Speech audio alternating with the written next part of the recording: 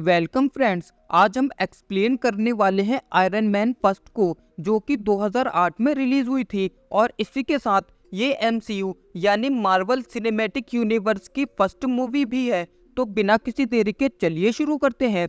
Movie की शुरुआत में हम एक अवार्ड फंक्शन को देखते हैं जो कि टोनी स्टार्क के लिए रखा गया था, जहां उसे बेस्ट वेपन मेकर का अवार्ड दिया जाना था। वहीं टोनी की इस कंपनी को उसके पिता हॉगवर्ड स्टार्क ने अपने एक दोस्त ओबेडाय के साथ मिलकर बनाया था। लेकिन फिर एक दिन टोनी स्टार्क के पिता की मौत हो जाती है, जिसके बाद टोनी खुद ही इस कंपनी की जिम्मेदारी अपने ऊपर ले लेता है, जिसमें अब टोनी काफी हाई टेक्नोलॉजी के वेपन्स बनाकर आर्मी को बेचता है। और तभी रोडी टोनी को अवार्ड देने के लिए बुलाता है, लेकिन टोनी उस समय वहां मौजूद नहीं होता। सिचुएशन को देखते हुए ओबेडाय खुद ही उस अवार्ड को लेने के लिए पहुंच जाते हैं और बताते हैं कि टोनी अभी थोड़ा बिजी है, इसलिए वो इस अवार्ड को रिसीव करने के लिए नहीं आ पाया। जिसके बाद हम टोनी स्टार्क को देखते हैं जो एक क्लब में होता है और तभी उसका फ्रेंड रोडी उसके पास आता है, जो उसे उसका अवार्ड देता है। जिस पर टोनी उससे कहता है कि ये अवार्ड लेकर मैं बहुत खुश हूँ, लेकिन मेरे घर में इसे रखने के लिए जगह नहीं है। और तभी टोनी उस अवार्ड को किसी और को दे देता है, जिसके बाद वो वहां से जाने लगता है। लेकिन तभी एक जर्नलिस्ट टोनी के पास आकर उससे कुछ सवाल पूछने लगती है, जिसमें वो टोनी से पूछती है कि क्या आपको पूरा भरोसा है कि आपके द्वारा बनाए गए सभी वेपन्स लोगों की भलाई के लिए हैं। जिस पर टोनी कहता है कि मैं इन वेपन्स को इसीलिए बनाता हूँ ताकि कोई भी हमारे देश पर हमला न कर सके, और कभी ऐसा होता भी है तो हमारी सेना के पास उनसे लड़ने के लिए एकदम एडवांस वेपन हो। जिसके बाद हम देखते हैं कि वो दोनों साथ मिलकर एक क्वालिटी टाइम स्पेंड करते हैं। वहीं अगले दिन हम टोनी की असिस्टेंट पेपर पोट्स को देखते हैं, जो टोनी को उसकी ज़रूरी मीटिंग के बारे में बताती है जो कि होने वाली थी अफगानिस्तान में। पेपर पोट्स टोनी से कहती है कि अफगानिस्तान जाने के लिए आपका प्राइवेट जेट तैयार खड़ा है। जिसके बाद टोनी अपनी गाड़ी में बैठकर अपने जेट की तरफ जाने के लिए निकल जाता है, जहां उसका फ्रेंड रोडी उसका पहले से ही इंतजार कर रहा था। जिसके बाद वो दोनों अब पहुंच जाते हैं अफगानिस्तान के कुनार प्रोविंस बॉर्डर पर, जहां टोनी आर्मी के कुछ बड़े ऑफिसर से मिलता है और उन्हें अपने वेपन्स के बारे में बताता है और कहता है कि इस बार हमने एक मिसाइल बनाई है जिसका नाम जेरिको है, और ये इतनी ज्यादा ताकतवर है कि ये किसी भी जगह को पल भर में तबाह कर सकती है। जिसके बाद टोनी जेरिको मिसाइल का एक नमूना उन सभी को दिखाता है, और जैसे ही वो मिसाइल लॉन्च होती है कि तभी उस मिसाइल के अंदर से छोटी छोटी और भी मिसाइल निकलती हैं, और जैसे ही वो सभी मिसाइल वहां पर ब्लास्ट होती हैं कि तभी वहां एक बहुत बड़ा धमाका होता है, जिसे देखकर वो सभी लोग काफी ज्यादा खुश होते हैं। जिसके बाद टोनी आर्मी की गाड़ी में बैठकर अपने जेट की तरफ वापस जाने लगता है, लेकिन थोड़ी दूर जाने पर हम देखते हैं कि उन सभी पर कुछ टेररिस्ट के द्वारा हमला हो जाता है, जिसमें वो टेररिस्ट उन सभी की गाड़ियों को वहां पर उड़ा देते हैं। और इसी के साथ वो सभी आर्मी ऑफिसर टोनी की जान बचाने की कोशिश करते हैं, लेकिन वो टेररिस्ट उन सभी को भी वहां पर मार देते हैं। जिसके बाद टोनी अपनी जान बचाने के लिए उस गाड़ी से बाहर आता है कि तभी वो देखता है कि उसके पास उसी की कंपनी का एक बॉम्ब आकर गिरता है। टोनी उस बॉम्ब से बचने के लिए वहां से भागने की कोशिश करता है, लेकिन तभी वो बॉम्ब वहां पर ब्लास्ट हो जाता है, जिसकी वजह से टोनी काफी बुरी तरह से घायल होकर बेहोश हो जाता है। और जैसे ही टोनी को होश आता है तो वो अपने आप को एक अनजान जगह पाता है और देखता है कि कुछ इलेक्ट्रिक वायर उसके शरीर पर लगी है, जो कि एक बैटरी से कनेक्ट है। और तभी वो वहां पर एक आदमी को देखता है जिसका नाम येंसेन होता है। टोनी येंसेन से पूछता है कि आखिर तुमने मेरे शरीर के साथ क्या किया है। जिस पर येंसेन टोनी को बताता है कि जो बॉम्ब तुम्हारे पास फटा था उसके छोटे छोटे पार्ट तुम्हारे शरीर के अंदर घुस गए हैं, जो कि धीरे धीरे तुम्हारे हार्ट के पास जा रहे हैं, और उन्हीं को रोकने के लिए मैंने तुम्हारे शरीर में ये मैग्नेटिक डिवाइस को लगाया है, जो उन पार्ट्स को तुम्हारे हार्ट तक पहुंचने से रोकेगा। लेकिन अगर इस डिवाइस को तुम्हारे शरीर से निकाला गया तो तुम्हारी मौत हो जाएगी। और तभी हम देखते हैं कि वहाँ एक टेररिस्ट अपने कुछ साथियों के साथ आता है और टोनी से कहता है कि क्या तुम्हें पता है कि हमने तुम्हें किस लिए किडनैप किया है। वो टेररिस्ट टोनी से कहता है कि तुमने जो जेरिको मिसाइल अभी मिलिट्री को दी थी वो मुझे काफी पसंद आई है, और मैं चाहता हूँ कि तुम मेरे लिए भी ठीक उसी के जैसी एक मिसाइल बना कर दो, ताकि मैं मिलिट्री को अपने बॉर्डर से भगा सकूं जिन पर उन्होंने कब्जा कर रखा है। लेकिन टोनी वहां पर जेरिको मिसाइल बनाने से मना कर देता है और कहता है कि ये मिसाइल मैंने लोगों की भलाई के लिए बनाई है, ना कि तुम जैसे टेररिस्ट के लिए। और तभी वो टेररिस्ट टोनी को उस गुफा से बाहर लेकर आते हैं और तभी टोनी देखता है कि उन टेररिस्ट के पास उसकी कंपनी के द्वारा बनाए गए सभी हथियार होते हैं। और तभी वो टेररिस्ट टोनी से कहता है कि ये सभी हथियार तुम्हारी ही कंपनी ने बनाए हैं और इन्हें खरीदने के लिए हमें काफी ज्यादा पैसे देने पड़ते हैं। लेकिन टोनी वहां पर समझ नहीं पा रहा था कि आखिर इन लोगों के पास मेरे बनाए हथियार कैसे आए। और तभी वो टेररिस्ट टोनी से कहता है कि अगर तुम्हें अपनी जान बचानी है तो तुम्हें वो जेरिको मिसाइल हमारे लिए बनानी ही होगी। और तभी येंसेन टोनी से कहता है कि अगर तुम्हें अपनी जान बचानी है तो तुम्हें उनकी बात माननी ही होगी, क्योंकि ये एक पहाड़ी इलाका है जहां मिलिट्री भी तुम्हें नहीं ढूंढ पाएगी। और अब ना चाहते हुए भी टोनी उस जेरिको मिसाइल को बनाने के लिए मान जाता है, जिसके बाद टोनी वहां रखे सभी हथियारों को खोलने लगता है। और तभी वो एक मिसाइल के अंदर से बेलिरियम नाम की एक धातु को बाहर निकालता है और येंसेन से कहता है कि ये छोटी सी चीज बहुत ही ज्यादा ताकतवर है। जिसके बाद हम देखते हैं कि टोनी उन सभी चीजों को मिलाकर एक आर्क रिएक्टर को तैयार करता है। तो येंसेन टोनी से पूछता है कि आखिर ये क्या चीज है, क्योंकि ये जेरिको मिसाइल तो नहीं है। जिस पर टोनी येंसेन से कहता है कि ये एक आर्क रिएक्टर है, क्योंकि जो मैग्नेटिक डिवाइस मेरी बॉडी में लगा है उसे ये बैटरी ज्यादा दिन तक पावर नहीं दे सकती। और जो आर्क रिएक्टर मैंने बनाया है वो ऐसे किसी भी डिवाइस को काफी लंबी समय तक पावर दे सकता है। जिसके बाद टोनी उस आर्क रिएक्टर को अपनी बॉडी में लगाता है और तभी वो येंसेन को अपना प्लान बताता है यहाँ से बाहर निकलने का, जिसमें वो येंसेन को एक रोबोटिक सूट का ब्लूप्रिंट दिखाता है और कहता है कि हम दोनों इसकी मदद से यहाँ से आसानी से बाहर निकल सकते हैं। जिसके बाद टोनी उस सूट को बनाने में लग जाता है। वहीं उन टेररिस्ट को लग रहा था कि टोनी उनके लिए वो जेरिको मिसाइल बना रहा है, लेकिन फिर एक दिन उन टेररिस्ट के लीडर टेनरिंग को टोनी के ऊपर शक होता है। जिसके बाद वो टोनी के पास जाते हैं और उससे पूछते हैं कि आखिर यहाँ क्या चल रहा है, क्योंकि मुझे लगता है कि तुम यहाँ जेरिको मिसाइल नहीं बल्कि कुछ और बना रहे हो। और इसी का पता करने के लिए वो अब वहाँ पर येंसेन को मारने ही वाले होते हैं कि तभी टोनी उनसे कहता है कि मुझे उस मिसाइल को बनाने के लिए इसकी ज़रूरत है।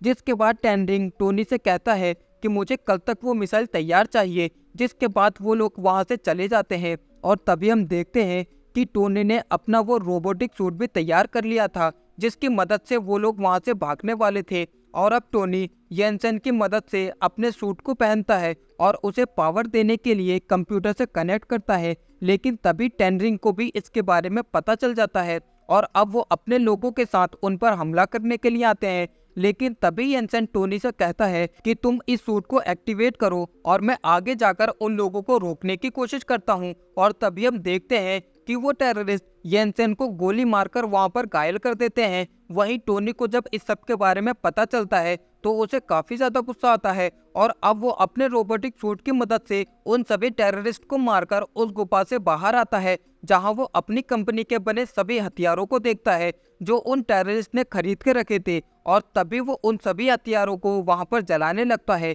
जिसकी वजह से वहां एक बहुत बड़ा ब्लास्ट होता है। और तभी टोनी भी अपने रॉकेट लॉन्चर की मदद से वहां से निकल जाता है और सीधा रेगिस्तान में आकर गिरता है। वहीं इतनी ऊंचाई से गिरने की वजह से उसका वो रोबोटिक सूट पूरी तरह से खराब हो जाता है। जिसके बाद टोनी उस रोबोटिक सूट को छोड़कर वहां से आगे बढ़ जाता है और तभी मिलिट्री भी उसे ढूंढ लेती है। जिसके बाद वो उसे कैलिफोर्निया वापस ले आते हैं, जहां आकर वो सबसे पहले पेपर पोट्स और अपने बॉडीगार्ड से मिलता है और उनसे कहता है कि मुझे अभी एक प्रेस कॉन्फ्रेंस करनी है, इसलिए तुम उसका इंतजाम करो। जिसके बाद टोनी सीधा उस प्रेस कॉन्फ्रेंस में पहुंचता है, जहां ओबेडाय उसका स्वागत करता है। जिसके बाद टोनी सभी रिपोर्टर्स के सामने आता है, जहां सभी लोग टोनी से पूछते हैं कि आखिर अफगानिस्तान में उसके ऊपर किसने हमला किया था। जिसमें टोनी उन सभी को बताता है कि अफगानिस्तान में मेरे ऊपर कुछ टेररिस्ट ने हमला किया था। जिसके बाद वो मुझे बंदी बनाकर अपने अड्डे पर ले गए, जहां मैंने अपनी ही इंडस्ट्री के बनाए काफी सारे हथियारों को देखा,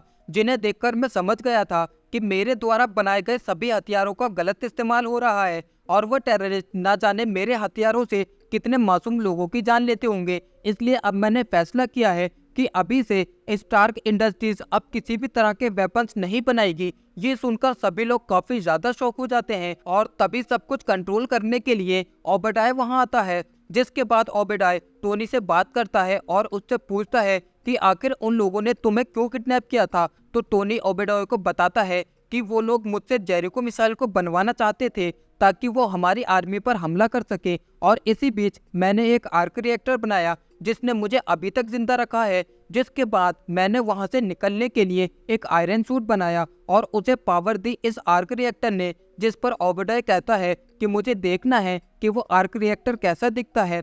और तभी टोनी अपनी शर्ट खोलकर ओबेडॉय को उस आर्क रिएक्टर को दिखाता है, जिसे देखकर वो काफी ज्यादा खुश होता है और उससे कहता है कि ये तो एक बहुत बड़ी खोज है जिसे हमें सबके सामने लाना चाहिए। लेकिन टोनी ओबेडॉय को ऐसा करने से मना कर देता है। जिसके बाद टोनी अपने घर आता है, जहां वो अब एक और नए आर्क रिएक्टर को बनाता है जो कि पिछले वाले से काफी ज्यादा पावरफुल होता है। और तभी टोनी पेपर पॉट से कहता है कि तुम्हें इस पुराने आर्क रिएक्टर को मेरी बॉडी से निकालकर उसकी जगह इस नए वाले आर्क रिएक्टर को फिट करना है। जिस पर पेपर पोट्स टोनी से पूछती है कि आखिर ये क्या चीज है, तो टोनी उसे बताता है कि जब अफगानिस्तान में मुझ पर हमला हुआ था तो मैंने उन लोगों से बचने की कोशिश की, लेकिन तभी एक बॉम्ब मेरे पास आकर ब्लास्ट हो गया और तभी उस बॉम्ब के छोटे छोटे मेटल के टुकड़े मेरी बॉडी के अंदर घुस गए और ये आर्क रिएक्टर उन्हें मेरे दिल तक पहुंचने से रोकता है। और अब पेपर पॉट्स उस नए वाले आर्क रिएक्टर को टोनी की बॉडी में फिट कर देती है। जिसके बाद हम अफगानिस्तान में उन टेररिस्ट को देखते हैं जिन्हें अब वो रोबोटिक सूट मिल जाता है और अब वो उसके सभी पार्ट्स को इकट्ठा करके अपने ठिकाने पर ले आते हैं और उसके सभी पार्ट्स को जोड़ने की कोशिश करते हैं। जिसके बाद हम टोनी को देखते हैं जो अब अपने एक नए प्रोजेक्ट पर काम कर रहा था जिसका नाम वो मार्क 2 रखता है, जिसमें वो अब अपने पुराने रोबोटिक सूट के डिजाइन को और भी ज्यादा एडवांस बनाने वाला था। जिसके लिए वो सबसे पहले उसके जूतों पर काम करता है और जैसे ही वो बनकर तैयार होते हैं कि तभी वो उन्हें टेस्ट करता है और जैसे ही वो उसमें कामयाब होता है कि तभी टोनी उस सूट के अंदर काफी सारे रॉकेट लॉन्चर और हथियारों को लगाता है और काफी मेहनत करने के बाद वो फाइनली अपने आयरन मैन सूट को तैयार कर लेता है। जिसके बाद बारी आती है इस सूट को टेस्ट करने की, जिसके लिए वो उस सूट को ऑन करके सीधा आसमान में पहुंच जाता है। टोनी अपनी इस कामयाबी को देख काफी ज्यादा खुश होता है और तभी वो अपने कंप्यूटर सिस्टम जारविस से कहता है कि हम अभी कितनी ऊंचाई पर हैं, तो जारविस उसे बताता है कि हम अभी 85,000 फीट की ऊंचाई पर उड़ रहे हैं। जिस पर टोनी जारविस से कहता है कि हमें और भी ऊपर जाना है, मैं देखना चाहता हूँ कि इस सूट में कितनी पावर है। लेकिन जैसे ही टोनी थोड़ी और ऊपर जाता है कि तभी उसके सूट पर बर्फ जमने लगती है, जिसकी वजह से उसका कंप्यूटर सिस्टम ऑफ हो जाता है और अब वो तेजी से नीचे गिरने लगता है। लेकिन तभी टोनी अपने सूट के सिस्टम को फिर से ऑन कर लेता है और उस सूट पर लगी पूरी बर्फ को हटा देता है। जिसके बाद टोनी सही सलामत अपने घर वापस आ जाता है और फिर से अपने सूट पर काम करना शुरू कर देता है। और अब टोनी को पता था कि ज्यादा ऊंचाई पर जाने से उसके सूट पर बर्फ जम जाती है, जिससे उसके सूट की पावर ऑफ हो जाती है। इसलिए टोनी अब जारविस से कहता है कि इस सूट की बॉडी में प्लेटिनम और गोल्ड की धातु को मिला दो, जिसके बाद अगर हम ज्यादा ऊंचाई पर भी जाते हैं तो भी इस सूट के ऊपर बर्फ का कोई भी असर नहीं होगा। और तभी टोनी पेपर पॉट्स के दिए एक बॉक्स को देखता है और जैसे ही वो उसे ओपन करता है तो उसके अंदर उसे पहले वाला आर्क रिएक्टर देखने को मिलता है, जिसे पेपर पॉट्स ने डेकोरेट करके टोनी को एक गिफ्ट के रूप में दिया था, जिसे देखकर टोनी काफी ज्यादा खुश होता है। और तभी टोनी टीवी में एक न्यूज देखता है जिसमें वो अपनी ही कंपनी की एक बहुत बड़ी पार्टी को देखता है, जिसमें उसे इनवाइट नहीं किया गया था और इस पार्टी को उसके पार्टनर ओबेडाय ने अरेंज किया था। जिसके बाद टोनी अब अपनी गाड़ी से पहुंच जाता है सीधा उसी पार्टी में जहां वो पेपर पॉट्स को देखता है। जिसके बाद वो दोनों आपस में बातें करते हैं और साथ में डांस करने लगते हैं। और जैसे ही टोनी अपने लिए ड्रिंक लेने आता है कि तभी उसके पास वो रिपोर्टर आती है और वो उससे कहती है कि तुमने तो उस प्रेस कॉन्फ्रेंस में कहा था कि तुम अब उन हथियारों को नहीं बेचोगे। और तभी वो उसे कुछ तस्वीरें दिखाती है जो कि होती हैं गुलमीरा के गांव की। वो टोनी से कहती है कि उन टेररिस्ट के पास तुम्हारी जेरिको मिसाइल के साथ और भी काफी सारे हथियार हैं। ये देखकर टोनी को काफी ज्यादा गुस्सा आता है। जिसके बाद टोनी अब सीधा ओबेडॉय के पास आता है और उससे कहता है कि जब मैंने इन हथियारों को बेचने से मना किया था तो तुमने उन हथियारों को उन टेररिस्ट को क्यों बेचा। जिस पर ओबेडॉय का कहना था कि मैं अपने इतने सालों की मेहनत को यूं ही बर्बाद नहीं कर सकता और मुझे सिर्फ अपने प्रॉफिट से मतलब है, फिर चाहे उसके लिए कितने ही लोगों की जान जाए। इतना कहकर ओबेडॉय वहां से चला जाता है ओबेडॉय की ये बातें सुनकर टोनी को काफी ज्यादा गुस्सा आता है और वो घर आकर इन सभी बातों के बारे में सोचने लगता है। और तभी टोनी टीवी में एक न्यूज को देखता है जिसमें बताते हैं कि गुलमीरा के एक गांव पर टेररिस्ट ने कब्जा कर लिया है, जहां उन्होंने काफी एडवांस मिसाइल और हथियार रखे हैं और अब वो वहां के लोगों को बंदी बना रहे हैं और साथ ही वहां की औरतें और बच्चों को मार रहे हैं। टोनी को ये देखकर अब और भी काफी ज्यादा गुस्सा आता है और वो सोचता है कि उसने जिन हथियारों को लोगों की भलाई के लिए बनाया था, वही हथियार अब उनकी जान ले रहे हैं। और अब टोनी अपने रोबोटिक सूट में और भी काफी सारे एडवांस हथियारों को लगाता है, जिसके बाद वो अब अपने सूट को पहनकर सीधा उन टेररिस्ट के ठिकाने की तरफ जाने लगता है। और जैसे ही वो वहां पहुंचते हैं तो वो टेररिस्ट उस पर हमला करते हैं, लेकिन उनके हमले का टोनी पर कोई भी असर नहीं होता, जिसके बाद टोनी उन सभी टेररिस्ट को वहां पर मार देता है। जिसके बाद टोनी वहां से जा ही रहा होता है कि तभी उसकी नजर जेरिको मिसाइल पर पड़ती है, जिसके बाद वो जेरिको मिसाइल को ब्लास्ट करके उनके पूरे ठिकाने को उड़ा देता है। और तभी इसके बारे में मिलिट्री के एयरबेस में बैठे ऑफिसर को भी पता चल जाता है, जिसके बाद वो अपने सभी विमानों से कांटेक्ट करते हैं और उनसे पूछते हैं कि आखिर ये ब्लास्ट किसने किया। लेकिन वहां पर उनके सभी ऑफिसर बताते हैं कि ये अटैक उन्होंने नहीं किया है और अब उन्हें समझ नहीं आ रहा था कि आखिर उन टेररिस्ट के ठिकाने को किसने उड़ाया। और तभी वो एक छोटे से विमान को देखते हैं जो कोई और नहीं बल्कि टोनी ही होता है अपने आयरन मैन सूट में, लेकिन उसका साइज बाकी विमानों से काफी छोटा होता है, इसलिए उनका रडार सिस्टम उसे ट्रैक नहीं कर पाता। लेकिन तभी दो एयरफोर्स के विमान टोनी को देख लेते हैं, जिसके बाद वो उसका पीछा करते हैं और उस पर हमला करते हैं। टोनी उनके हमले से बचने की पूरी कोशिश करता है और तभी वो अपने फ्रेंड रोडी को कॉल करता है और उसे बताता है कि उस रोबोटिक सूट के अंदर मैं ही हूँ, तुम इन एयरफोर्स के जहाजों को वापस बुला लो। जिसके बाद वो एयरफोर्स के जहाज टोनी का पीछा छोड़ देते हैं। वहीं अगले दिन रोडी प्रेस कॉन्फ्रेंस में बताता है कि कल जो गुलमीरा में बॉम्ब ब्लास्ट हुए थे उसमें मिलिट्री किसी भी तरह से इन्वॉल्व नहीं है, ये काम उन टेररिस्ट के किसी दुश्मन का है जिसने उनसे बदला लेने के लिए उनके ठिकानों को उड़ा दिया। वहीं इस न्यूज को ओबेडॉय भी देख रहा था और अब वो समझ चुका था कि उनका कोई नया दुश्मन है जो उनसे लड़ने के लिए आया है। जिसके बाद ओबेडॉय अपने सभी लोगों के साथ अब पहुंच जाता है टेनरिंग से मिलने के लिए और उससे पूछता है कि आखिर किसने तुम्हारे ठिकानों पर हमला किया था, जिसमें वो उसे बताते हैं कि वो कोई और नहीं बल्कि टोनी स्टार्क ही है, जिसने अब अपने लिए एक नया रोबोटिक सूट बना लिया है। और तभी वो ओबेडॉय को वो रोबोटिक सूट दिखाते हैं जिसे टोनी ने पहले बनाया था। वो टेररिस्ट ओबेडॉय से कहता है कि टोनी इसी की मदद से यहाँ से भागा था और अगर तुम मुझे इसकी सही कीमत देते हो तो मैं ये सूट तुम्हें दे दूंगा। लेकिन तभी ओबेडॉय अपने साथियों की मदद से उन सभी लोगों को वहां पर मरवा देता है और उस रोबोटिक सूट को अपने साथ ले आता है। जिसके बाद हम टोनी को देखते हैं जिसे अब पता चल चुका था कि उसके सभी हथियारों की कालाबाजारी ओबेडॉय कर रहा है और अब टोनी को अपने सभी हथियारों की इंफॉर्मेशन वापस चाहिए थी, जिसके लिए वो पेपर पोट्स को अपने पास बुलाता है और उसे एक पेन ड्राइव देता है और उससे कहता है कि तुम्हें ऑफिस जाकर ओबेडॉय के कंप्यूटर में कंपनी की जितनी भी सीक्रेट इंफॉर्मेशन है उसे इस पेन ड्राइव में ट्रांसफर करना है, क्योंकि ओबेडॉय अपने प्रॉफिट के लिए किसी भी हद तक जा सकता है।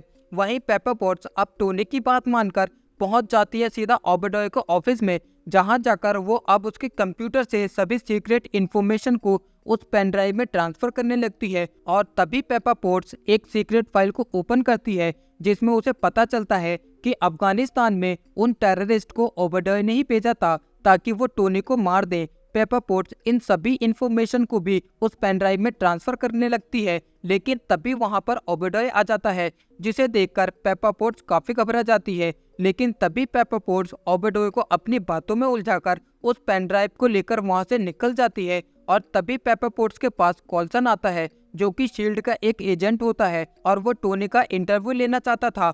तो पेपर पोट्स कॉल्सन से कहती है कि हम अभी उसके बारे में बात कर सकते हैं, बस तुम मुझे इस ऑफिस से बाहर ले चलो। वही ओबेडॉय जब अपने कंप्यूटर को चेक करता है तो उसे पता चलता है कि पेपर पोट्स ने उसके कंप्यूटर की सभी सीक्रेट इंफॉर्मेशन को चुरा लिया है। जिसके बाद ओबेडॉय सीधा अपने लोगों के पास पहुंचता है और उनसे पूछता है कि क्या तुमने उस सूट को पावर देने के लिए उस आर्क रिएक्टर को बना लिया है। जिस पर वो ओबेडॉय को बताते हैं कि सर हमने इसे बनाया तो है, लेकिन इसका साइज बहुत ही ज्यादा बड़ा है और अभी ऐसी कोई टेक्नोलॉजी नहीं आई है जिससे इसके साइज को छोटा किया जा सके। जिस पर ओबेडॉय उनसे कहता है कि टोनी स्टार्क ने उस आर्क रिएक्टर को एक गुफा के अंदर कचरे के टुकड़ों से बनाया था। तो वो कहता है कि मैं टोनी स्टार्क नहीं हूँ। ये सुनकर ओबेडॉय को काफी ज्यादा गुस्सा आता है, क्योंकि उसे वो आर्क रिएक्टर किसी भी कीमत पर चाहिए था। इसलिए अब वो पहुंच जाता है सीधा टोनी स्टार्क के घर, जहां आकर वो अपने एक डिवाइस की मदद से टोनी की बॉडी को कंट्रोल करके उसके सीने से वो आर्क रिएक्टर को निकाल कर वहां से चला जाता है। वहीं अब आर्क रिएक्टर ना होने से टोनी की हालत अब काफी ज्यादा खराब होने लगती है, लेकिन तभी टोनी को याद आता है कि उसके पास एक और आर्क रिएक्टर है जिसे वो अपनी बॉडी में फिर से लगा लेता है। जिसके बाद टोनी अपने आयरन मैन सूट को पहनकर ओबेडॉय को रोकने के लिए वहां से निकल जाता है। वहीं हम ओबेडॉय को देखते हैं जिसने अब टोनी के आर्क रिएक्टर को अपने बनाए रोबोटिक सूट में लगा दिया था, जिसका साइज बहुत ही बड़ा होता है। वहीं पेपर पोट्स भी कॉल्सन के साथ उसी जगह पहुंच जाती है जहां ओबेडॉय उस रोबोटिक सूट को बना रहा था, और तभी पेपर पोट्स देखती है कि ओबेडॉय ने उस रोबोटिक सूट को बना लिया है, और तभी ओबेडॉय उन सभी पर हमला करने के लिए आता है। पेपर पोट्स अपनी जान बचाने के लिए बाहर की तरफ आती है, और तभी ओबेडॉय पेपर पोट्स को वहां पर मारने ही वाला होता है कि तभी टोनी वहां आकर ओबेडॉय पर हमला कर देता है, जिसमें हमें देखने को मिलती है उन दोनों के बीच एक तगड़ी फाइट। वो दोनों ही अपनी एडवांस टेक्नोलॉजी के साथ एक दूसरे पर हमला करते हैं, और तभी टोनी को याद आता है कि ओबेडॉय का सूट अभी सिर्फ आयरन से ही बना है, और अगर वो ज्यादा ऊंचाई पर जाते हैं तो उसका सूट बर्फ जमने की वजह से खराब हो जाएगा। जिसके बाद टोनी ओबेडॉय पर हमला करके ऊपर की तरफ जाने लगता है। वहीं ओबेडॉय भी अब टोनी के पीछे जाता है, और अब वो दोनों लगभग 90,000 फीट की ऊंचाई पर पहुंच चुके थे, और तभी ओबेडॉय के सूट पर बर्फ जमने लगती है, जिसकी वजह से उसके सूट की पावर चली जाती है और वो तेजी से नीचे गिरने लगता है। लेकिन थोड़ी देर के बाद उसका सूट फिर से एक्टिवेट हो जाता है, और अब वो दोबारा टोनी पर हमला करने लगता है, जिसमें टोनी उस आर्क रिएक्टर के ऊपर लगे शीशे पर जाकर गिरता है। और तभी टोनी को याद आता है कि अब ओबेडॉय को रोकने का सिर्फ एक ही रास्ता है, और तभी टोनी पेपर पॉट्स को कॉल करता है और उससे कहता है कि उस आर्क रिएक्टर की पूरी पावर को ऑन कर दो, जिसमें अब पेपर पॉट्स उस बड़े से आर्क रिएक्टर की पूरी पावर को ऑन कर देती है। और जैसे ही वो उसका बटन दबाती है कि तभी उस आर्क रिएक्टर में से काफी ज्यादा एनर्जी निकलती है, और उस एनर्जी की वजह से ओबेडॉय का सूट पूरी तरह बर्बाद हो जाता है। और तभी ओबेडॉय उस सूट के साथ उस बड़े से आर्क रिएक्टर के अंदर गिर जाता है, जिससे वहां एक बहुत बड़ा धमाका होता है, और उसी की वजह से ओबेडॉय की वहां पर मौत हो जाती है। जिसके बाद सीन शिफ्ट होता है अगले दिन, जहां टोनी को एक प्रेस कॉन्फ्रेंस में बुलाया जाता है, ये पता करने कि उसकी कंपनी में कल जो हादसा हुआ था उसके पीछे कौन था। और तभी टोनी के पास कॉल्सन आता है और उससे कहता है कि हमने तुम्हारे लिए एक स्क्रिप्ट तैयार की है, तुम्हें प्रेस के सामने वही बोलना है जो इसमें लिखा है कि कल तुम पेपर पॉट्स के साथ कहीं घूमने गए थे, और साथ ही ओबेडॉय एक मीटिंग के लिए किसी दूसरे शहर चले गए थे। वहीं उन रोबोटिक सूट के अंदर तुम्हारे बॉडीगार्ड थे। जिसके बाद टोनी प्रेस कॉन्फ्रेंस में पहुंचता है, जहां सभी रिपोर्टर टोनी से सवाल करने लगते हैं। उन सभी के सवालों को सुनकर टोनी वहां पर थोड़ा नर्वस हो जाता है, और तभी रोडी टोनी से कहता है कि तुम्हें घबराने की जरूरत नहीं है, जो भी सच है वो इन्हें बता दो। और तभी टोनी अपना सबसे बड़ा सीक्रेट उन सभी लोगों को बताता है और कहता है कि मैं ही आयरन मैन हूँ। और इसी के साथ ये शानदार मूवी यही खत्म हो जाती है। इसका नेक्स्ट पार्ट मैं जल्दी ही अपने चैनल पर लेकर आऊँगा। बाकी आपको ये मूवी कैसी लगी मुझे लाइक कमेंट करके ज़रूर बताएं, और अगर आप मेरे चैनल पर नए हैं तो चैनल को भी सब्सक्राइब कर दें। मिलते हैं ऐसी और अमेजिंग मूवी के साथ। Thank you.